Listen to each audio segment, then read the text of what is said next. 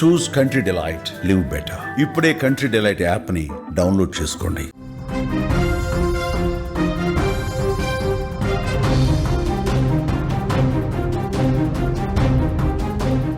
రాష్ట్ర వ్యాప్తంగా సంచలనంగా మారినటువంటి తుని ఘటన నిందితుడు నారాయణరావు చనిపోయాడు.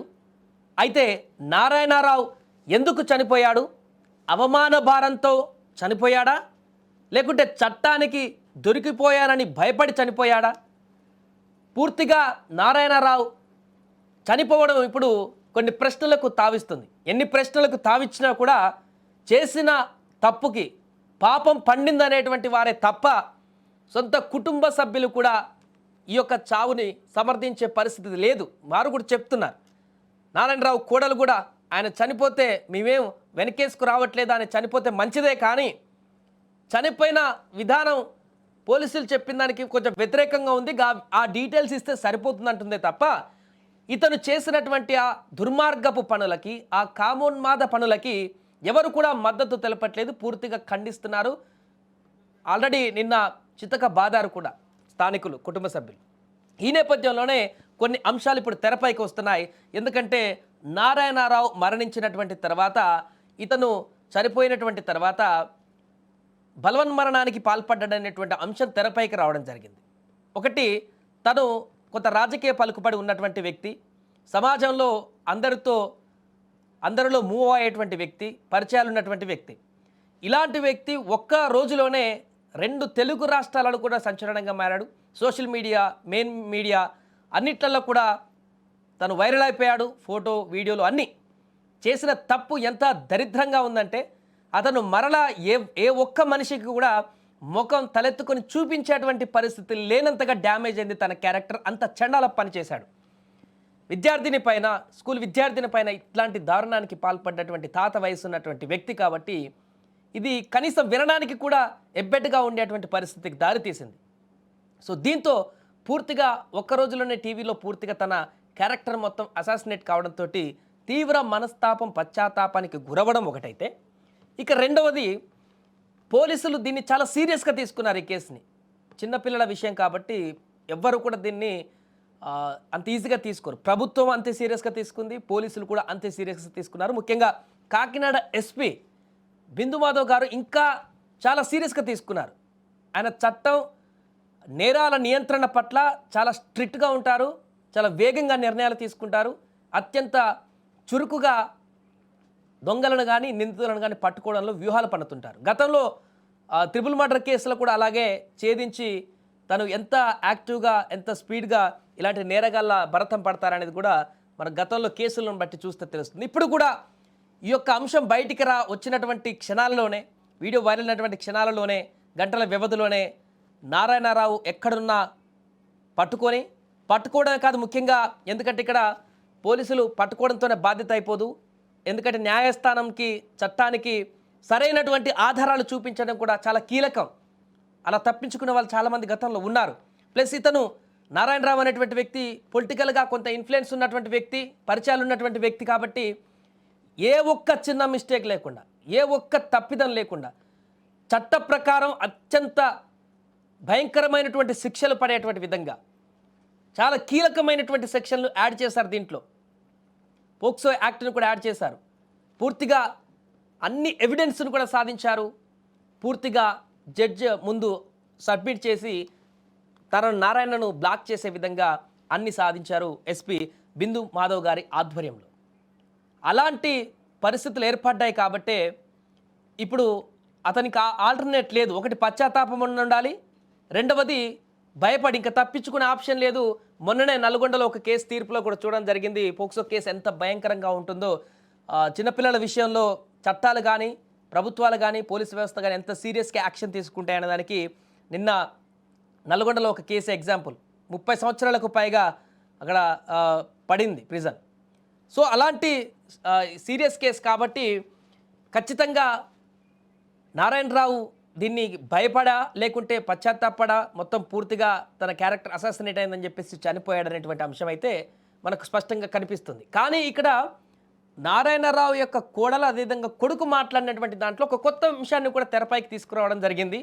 ఇది తనంతట తాను చనిపోయినట్టుగా లేదు, ఇంకేదో జరిగి ఉండవచ్చు. ఈ యొక్క మరణంలో సహజంగా ఆత్మహత్యలాగా అనిపించట్లేదు, వేరే ఇంకేదో జరిగింది, ఆ విషయాన్ని మాకు చెప్తే బాగుండు అనేటువంటి వివరాలను కూడా వారు లేవనెత్తారు. ఒకసారి వారు మాట్లాడినటువంటి వివరాలు చూసిన తర్వాత మనం డిస్కస్ చేద్దాం. కానీ దిగి వాటర్లో దూకేశాడు. మ్యాక్సిమం ఏంటంటే ఆయన గౌరవం పోయిందని చెప్పేసి ఇలా చేసుకున్నాడేమో అని అన్నారు. దానికి మేము ఏమి అనమండి. ఒక అమ్మాయిని పాడు చేశాడు, చావే అతను కరెక్ట్, బ్రతుకున్న మర్యాద ఉండదు ఎక్కడైనా, చచ్చిపోయాడు, మేము దానికి ఏం అనట్లేదు సార్. అదే టైం అయితే ఏ టైంలో చనిపోయాడని కనుక్కోమని చెప్పాను సార్. మళ్ళీ ఆయనకి కాల్ చేస్తే 10:30 ప్రాంతంలో చనిపోయాడు. అయితే నేను అన్నాను 10 నుంచి 10:30, 11 ప్రాంతంలో చనిపోతే మన దగ్గర 10:37 టయానికి వచ్చారు, మరి చచ్చిపోయాడని చెప్పొచ్చు కదా, కోర్టుకి తీసుకెళ్లాలని ఎందుకు చెప్పారు అని నేను ఇప్పుడు అడుగుతున్నాను సార్. ఇప్పుడు ఏంటంటే మాకు సంబంధం లేదని కొట్టినా తిట్టినా వదిలేసాం, మా కళ్ళ ముందే కొట్టేసి చంపేయడానికి చూసినప్పుడు మేము పట్టించుకోలేదు. ఇప్పుడు చచ్చిపోయినా మాకు సంబంధం లేదు సార్, మాతో ఎందుకు ఆ మాట అబద్ధం చెప్పారు అనేది మాకు కావాలి. కోర్టులో పంపించాలని చెప్పేసి తిరిగేసి మళ్ళీ చచ్చిపోయాడని అదే టైం చచ్చిపోవడం అంటే అది ఎలా అవుతుంది సార్? రూరల్ స్టేషన్ నుంచి ఇక్కడ టౌన్ స్టేషన్ తీసుకొచ్చారు. అక్కడ హైవే మీద విజువల్స్ ఉంటాయి, సీసీ కెమెరా విజువల్స్ ఉంటాయి. ఇక్కడ టౌన్ లోకి వెళ్ళేటప్పుడు రికార్డింగ్ కూడా ఉంది నా దగ్గర. టౌన్ లోకి వెళ్ళినప్పుడు సూసైడ్ కాదు సార్, ఇది సూసైడ్ కాదు. టౌన్ లోకి తీసుకెళ్లారు, టౌన్ లో తీసుకెళ్ళినప్పుడు అక్కడ కూడా కెమెరాస్ ఉంటాయి, ప్రతి దగ్గర ఆ స్టేషన్ వరకు కూడా కెమెరాస్ ఉంటాయి, స్టేషన్ దగ్గర కూడా కెమెరా ఉంటది. అంటే మాకు ఆ డౌట్ ఏంటంటే సార్, అలా కొట్టినప్పుడు స్టేషన్ లో బయట తిరిగిన మనిషి స్టేషన్ లో కూడా బయట రోడ్డు మీద తిరిగాడంట, అలాంటిది ఇప్పుడు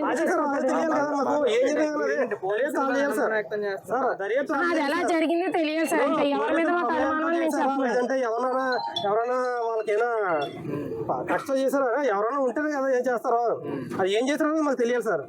ఇప్పుడు ఆయన చనిపోయిన విధానం చూస్తే మాకు బాగోలేదండి. అది యాక్చువల్గా అయితే మేము బయటికి ఆయన చనిపోయినా మేము బయటకు రాకపోతే సార్ అది చనిపోయిన విధానం మాకు అది ఎలాగన్నా సరే అది సీసీ ఫుటేజ్ విజువల్స్ తీసి రైట్. నారాయణరావు కొడుకు చెప్తున్న బట్టి చూస్తే ఇది నారాయణరావు బలవన్మరణం చెందినటువంటి అంశంగా మేము చూడట్లేదు, ఇంకేదో జరిగింది దీంట్లో, ఆ వివరాలు మాకు తెలియాలి, దర్యాప్తు చేయాలంటూ కూడా ఆయన చెప్తున్నారు. అంటే ఆయన చెప్తున్న దాని కోణం ప్రకారం చూస్తే ఇక్కడ పోలీసులపైనే నెపనెట్టేటువంటి ప్రయత్నం చేస్తున్నాడు. అంటే తనంతట తాను చనిపోలేదు నారాయణరావు, పోలీసులే ఏదైనా చేసి ఉండొచ్చు అనేటువంటి విషయాన్ని లేవనెత్తుతున్నారు. లైక్ గతంలో జరిగినటువంటి ఎన్కౌంటర్ల మాదిరిగా ఇది ఒక కొత్త భిన్నమైనటువంటి రీతిలో జరిగినటువంటి అంశంగా మనం తీసుకొని రావచ్చు బయటికి. గతంలో ఇలాంటి అఘాయిత్యాలు జరిగినప్పుడు, ఇలాంటి నేరాలు జరిగినప్పుడు అమ్మాయిల విషయంలో చాలామంది పోలీసులు చాలా సివియర్గా యాక్షన్ తీసుకున్నటువంటి ఘటనలు మనం చూసాం. కాకపోతే అక్కడ పోలీసులపైనే దాడికి ప్రయత్నించిన సందర్భాల్లో నిందితులను ఎన్కౌంటర్లు చేసినటువంటి ఘటనలు మనం చూసాం. దాంతో న్యాయం జరిగింది అనేటువంటి విధంగా ప్రజలు హర్షించదగ్గ అంశంగా మారాయి అప్పట్లో. కానీ ఇది చాలా డిఫరెంట్గా కనిపించేటువంటి అంశం. ఎక్కడ ఎన్కౌంటర్ జరగలేదు, ఏం జరగలేదు, తనంతట తాను చనిపోయాడు నారాయణరావు అనేది బయటికి మనకు తెలుస్తున్నటువంటి అంశం. బట్ తన కొడుకు చెప్తున్నటువంటి ఎలిగేషన్ ప్రకారం తన ఆత్మహత్య చేసుకోలేదన్నప్పుడు పోలీసులే ఇంత దుర్మార్గానికి పాల్పడ్డాడు కాబట్టి నారాయణరావు ఇలాంటి వ్యక్తి బ్రతకడానికి సమాజంలో ఏమాత్రం కూడా అర్హుడు కాదనేటువంటి ఉద్దేశంతో పోలీసులు అక్కడ ఎన్కౌంటర్ మాదిరిగా ఒక కొత్త ప్లాన్ ఏమన్నా వేశారా అనేటువంటి ఒక ప్రశ్న ఉత్పన్నం చేస్తున్నారు. అలా అయినా కూడా ప్రజలు హర్షించేటువంటి అంశంగానే చెప్పుకోవచ్చు వాళ్ళ కొడుకుతో చెప్తున్న దాని ప్రకారం. ఎందుకంటే కోడలు కూడా మాట్లాడుతుంది, నారాయణరావు కోడలు ఏంటంటే ఆయన చనిపోయినా కూడా మేము పెద్దగా పట్టించుకోము, ఆయన చేసిన పని అలాంటిది, దుర్మార్గం అలాంటిది, అతనికి చావే సరైనటువంటి శిక్ష అన్నట్టుగానే ఆమె మాట్లాడుతుంది. బట్ మాకు అసలు విషయం చెప్తే అయిపోతుంది కదా ఇక్కడ అనేటువంటి వివరాలని కూడా ఆమె చెప్తున్నారు. అంటే ఆయన చనిపోవడాన్ని ఎవరు సమర్థించట్లేదు, ఎవరు మద్దతు ఇవ్వట్లేదు, కానీ చనిపోయిన విధానం కొంత మాకు ఇన్ఫార్మ్ చేస్తే బాగుంటుంది అన్నట్టుగా ఆమె చెప్తున్నారు. ఏదైనా కూడా ఇక్కడ మొత్తం ఓవరాల్గా ఈ ఎపిసోడ్లో గురుకుల పాఠశాలలో చదువుతున్నటువంటి విద్యార్థిని పైన జరుగుతున్నటువంటి ఈ దారుణ ఘటనలకు సంబంధించి ప్రభుత్వం కానీ పోలీస్ వ్యవస్థ కానీ ఎంత సీరియస్గా తీసుకుంది ఈ అంశాన్ని, భవిష్యత్తులో ఎవరైనా విద్యార్థినిల పట్ల ఎవరైనా ఇలాంటి ప్రవర్తన కనుక వెళ్తే ఏం జరగబోతుంది అనేటువంటి ఒక ఇండికేషన్ అయితే స్పష్టంగా మనకు కనిపిస్తుంది. ఏమైనా జరగని ఆత్మహత్య చేసుకొని నారాయణరావు ఇంకేమైనా చేసుకొని లేకుంటే పశ్చాత్తాపడ్డా, భయపడ్డా, ఎక్సెట్రా ఏదైనా కానీ ఒక మెసేజ్ అయితే వచ్చింది. ఆంధ్రప్రదేశ్లో మహిళలపైన కానీ విద్యార్థినులపైన కానీ ఎవరైనా ఇలాంటి అఘాయిత్యాలకు పాల్పడేటువంటి వ్యక్తులు ఉంటే వారు ఎవరైనా సరే, పొలిటికల్ ఇన్ఫ్లుయెన్స్ ఉన్నటువంటి వ్యక్తులే కానీ ఇంకెవరైనా సరే, ప్రభుత్వం పోలీస్ వ్యవస్థ చూస్తూ ఊరుకోదు, వాళ్ళ భర్తం పడతారనేటువంటి ఒక సంకేతాన్ని అయితే ఇచ్చింది. ముఖ్యంగా కాకినాడ ఎస్పీ ఈ విషయంలో అయితే మరింత చొరవ తీసుకున్నట్టుగా మనకు స్పష్టంగా కనపడుతుంది. ఎందుకంటే ఈ ఘటన జరిగినప్పటి నుంచి మానిటరింగ్ చేస్తున్నారు ఎస్పీ బిందు మాధవ్ గారు. గతంలో చాలా కేసులను పరిష్కరించారు. వెంటనే నిందితులను పట్టుకొని చట్టానికి అప్పజెప్పినటువంటి సందర్భాలలో విత్ ప్రూఫ్స్ తోటి ఆధారాలతోటి ఉన్నటువంటి ఘటనలు ఉన్నాయి. దానిలో భాగంగానే ఈ కేసును కూడా ఛాలెంజింగ్గా తీసుకున్నారు. వెంటనే నారాయణరావును పట్టుకున్నారు, ఆధారాలను సేకరించారు, కీలకమైనటువంటి సెక్షన్లను నమోదు చేశారు, చట్టానికి అప్పజెప్పేందుకు సిద్ధమయ్యారు. ఈ నేపథ్యంలోనే పద్మవ్యూహంలాగా అన్ని రకాల ఆయుధాలను సమకూర్చున్నటువంటి పోలీస్ వ్యవస్థను చూసి భయపడ్డారా నారాయణరావు?